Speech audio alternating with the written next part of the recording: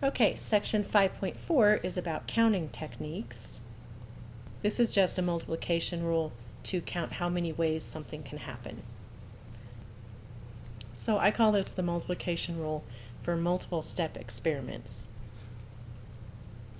For an experiment consisting of two independent events, in which the first event can occur m ways and the second event can occur n ways, the events together can occur a total of m times n ways. We can take this a little further for an experiment with more than two steps. So for an experiment consisting of n independent events, in which the first event can occur m sub 1 ways, the second event can occur m sub 2 ways, the third event in m sub 3 ways, and so on, the events together can occur a total of m sub 1 times m sub 2 times m sub 3, and so on, up to m sub n ways. An easier way to think about this is that to figure out the number of possible outcomes for a multiple step experiment, as long as the steps are independent, all we have to do is figure out how many ways each different step can happen and multiply all those results together. Here's an example. Suppose that you flip a coin and then roll a die. How many possible outcomes does this experiment have? This is a two-step experiment where the events in the two steps are independent. So the first step, flipping a coin, can happen in two ways, since you can either get heads or tails. The second step of rolling a die can happen in 6 ways, because you can get any one of the 6 different faces on the die. So the experiment overall has 2 times 6, which is equal to 12 possible outcomes. Now suppose that you are designing a game as a fundraiser.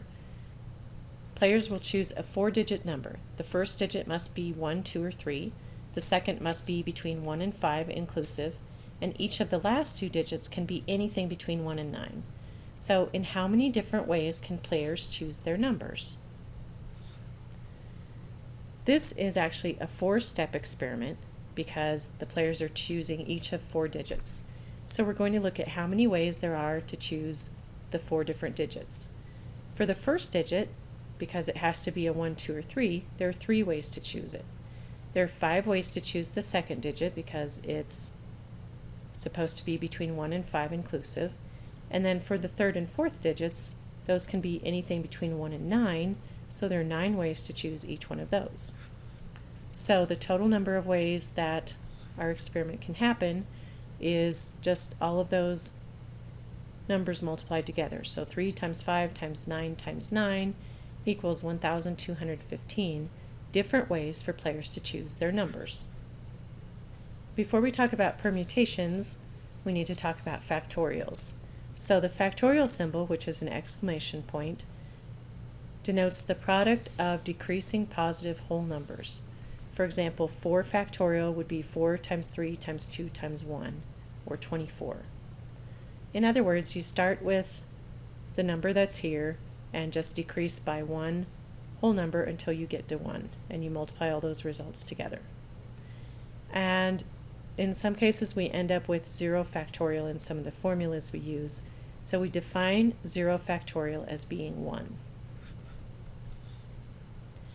Now permutations are arrangements of different items in order. Repetitions are not allowed, and rearrangements of the same group of items are considered to be different arrangements.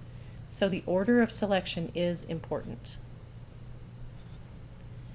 If we have n distinct objects, the number of ways to arrange r of them is n times n minus 1 times n minus 2, and so on, until you get down to n minus r plus 1.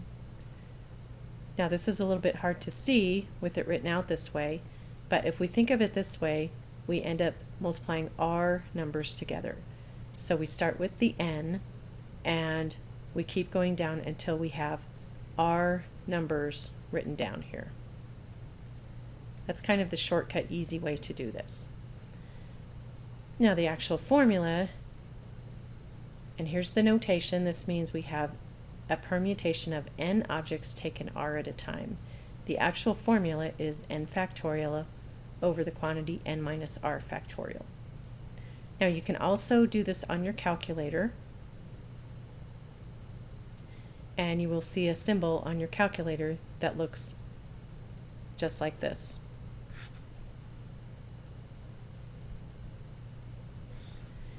Here's an example of permutations. In how many ways can 4 officers, president, vice president, secretary, and treasurer, be chosen for the executive board from a group of 30 club members? So the 30 club members are distinct, and once a member is chosen for an office, he or she cannot be chosen for another office. So there can be no repetitions in this example. And different arrangements of the same group of 4 people would create different boards, since the members would hold different offices depending on which order they were chosen in. So the order of selection is important in this case. The number of ways that the officers can be chosen is a permutation of 30 objects taken 4 at a time. And again, the things we were looking for here are that we had distinct objects, in this case our club members were all distinct, that there couldn't be any repetitions, so once we chose a member for one office, he or she couldn't be chosen again for another office, and the order of the selection was important. So those 3 things told us that this would be a permutation. So we've got a permutation of 30 objects taken 4 at a time. If we're using the formula, we would do 30 factorial over 30 minus 4 factorial. If we're using the shortcut way, we start with 30 and we write down 4 numbers.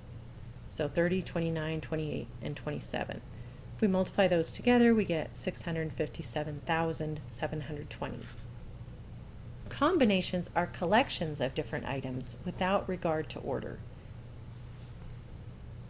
So the difference between a combination and a permutation is that permutations were arrangements of objects where the order made a difference. Combinations are just collections of items where the order doesn't make a difference. But notice in both of these repetitions are not allowed. So for combinations, if we have n distinct objects, the number of ways to select a group of r of them is n times n minus 1 and so on down to n minus r plus 1. This is, on the top here, this is the same formula that we had for permutations. But the combinations also have a denominator in this formula, which is actually r factorial. So it starts with r, and then we have r minus 1, r minus 2, and so on until we get down to 1. The actual formula for combinations looks like this. On your calculator, you'll see it as NCR, and the formula is n factorial over r factorial times n minus r quantity factorial. Here's an example. In how many ways can a team of 4 club members be chosen from a group of 30 club members? So again, here we're looking for the fact that the 30 club members are distinct, and that once a member is chosen for the team, he or she cannot be chosen again to be on the same team, so there can be no repetitions. In this case, different arrangements of the same group of 4 members will not count as a different team. So it doesn't matter what order they were chosen in. If we choose the same 4 people, we'll have the same team. So in this case, the order of selection is not important. So the number of ways that the teams can be chosen is a combination of 30 objects taken 4 at a time. Again, what we were looking for here is first that the club members were distinct, so the 30 objects were distinct, and that there couldn't be that there couldn't be repetitions. That means that we have either a permutation or a combination. What makes it a combination is that the order that the members are selected in is not important. We're taking a combination of 30 objects chosen 4 at a time. So using our formula, it would be 30 factorial over 4 factorial times 30 minus 4 factorial. If we do it sort of the shortcut way, we have the permutation formula on the top. So we start with 30 and write down 4 numbers, and then on the bottom we have the 4 factorial. If we calculate this out, it turns out to be 164,430. Now here's an overall example of counting problems. Suppose we have 4 marbles in a bag, 1 green, 1 blue, 1 red, and 1 purple. We're going to look at 3 different questions. The first one is, in how many ways can 2 marbles be drawn from the bag if the first marble is replaced before drawing again? So we would say this is drawing with replacement, and the order of the selection is important.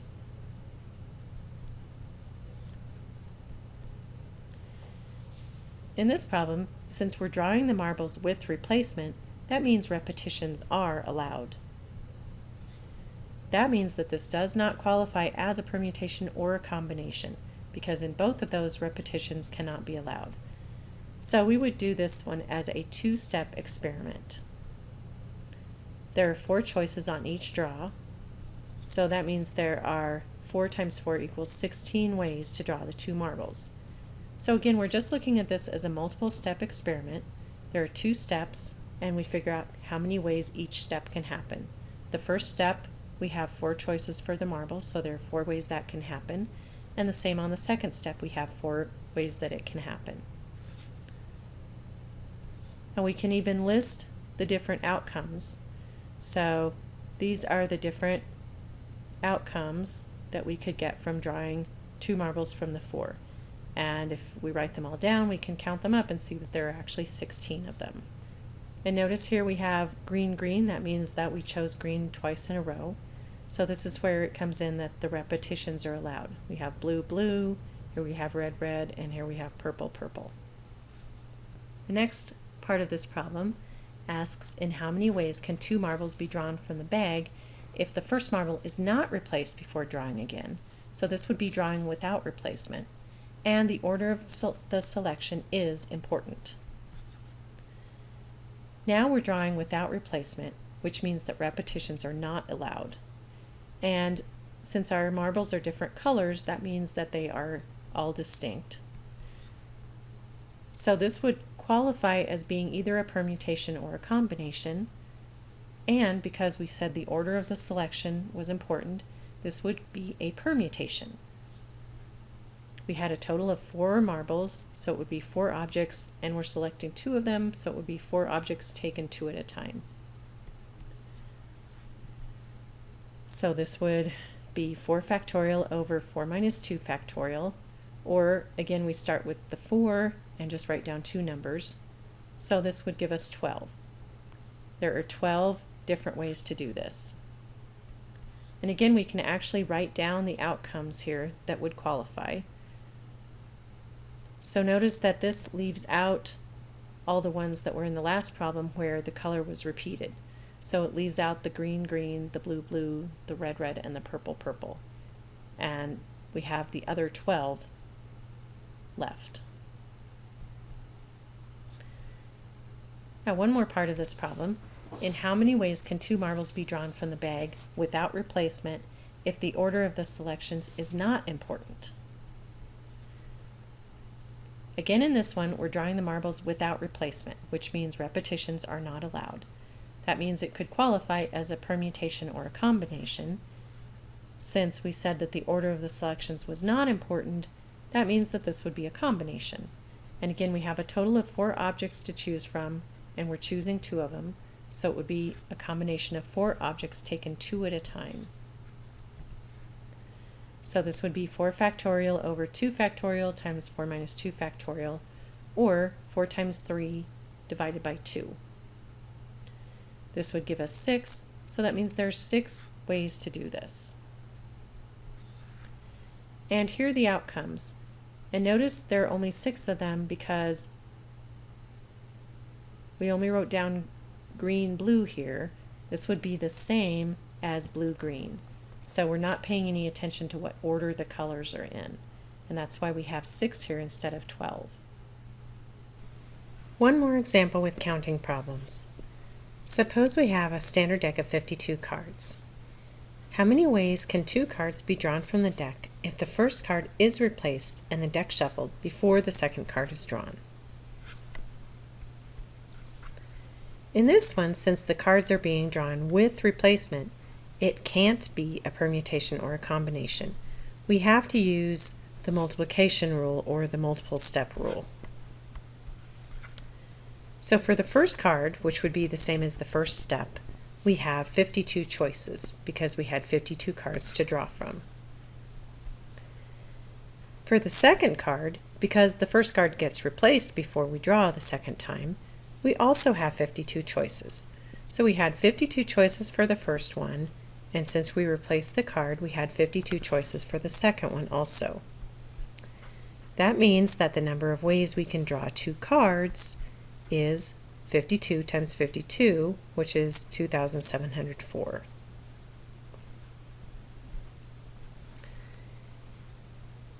Now again, suppose we have our standard deck of cards. How many two-card hands can be drawn from the deck?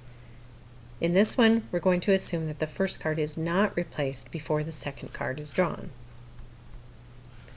Since the cards are being drawn without replacement, this could be a permutation or a combination. And since this question is asking you about a two-card hand, we can assume that the order they're drawn in doesn't matter. That would make this a combination.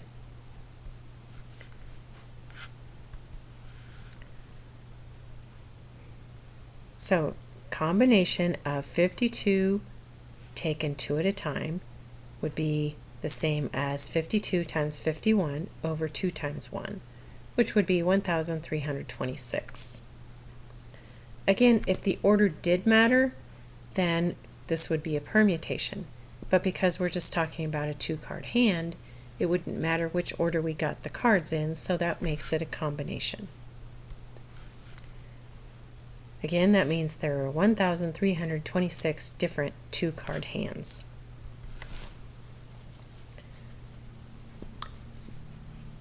Now, how many two-card hands can be drawn from the deck that contain two face cards? Again, this is a combination because we're talking about two-card hands, but this time if we only want to have face cards, there are only 12 face cards in a deck to choose from. Jacks, kings, and queens. So this would be a combination of 12 things taken two at a time, which would be the same as 12 times 11 over 2 times 1, which gives us 66. So there are only 66 two-card hands that contain two face cards. Okay, finally, what's the probability of drawing a two-card hand made up of two face cards?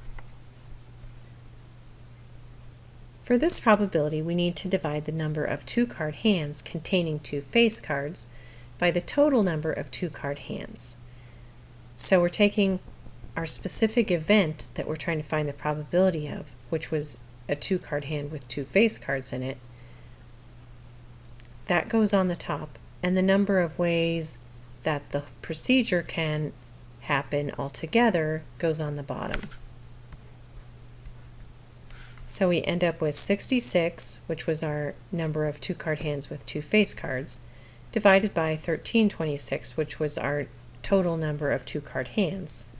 That reduces down to 11 over 221, or in decimal form it would be 0.0497, rounded to 4 decimal places. One additional note, since this probability is less than 0.05, we would consider this an unusual event. So to be dealt a two-card hand that had two face cards in it, we would consider unusual, a small probability.